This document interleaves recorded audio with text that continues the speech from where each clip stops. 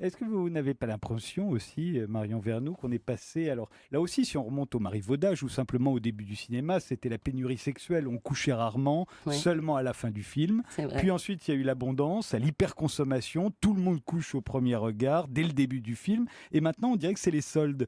Ah, C'est-à-dire quelle horreur! qu'on prend ceux qui restent, les gueules cassées de l'amour, on les enferme dans une maison et on se dit qu'ils finiront bien par se rendre à l'évidence, ils n'ont plus le choix. C'est ça ou rien.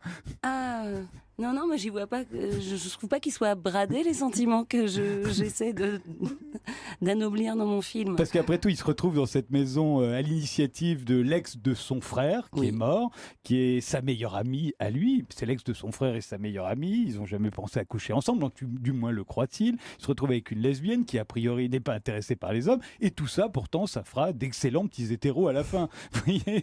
Ah non, ça fait pas d'excellent. Non, enfin, non, bon, j'exagère. Mais enfin, disons qu'à un je moment, ils se respecte disent, bon, la sexualité des uns et des autres. Non, on peut dire, bah, moi j'ai plus l'impression qu'ils portent un peu des masques, qu'effectivement chacun a un peu son emploi au départ et que j'essaie de faire un peu tomber les masques au fur et à mesure.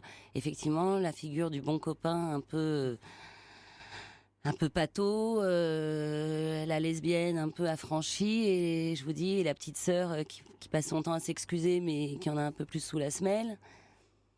Mais ah non, vous me déprimez, Frédéric. non, pas du tout, au contraire. Très enthousiaste, ce que je vous dis.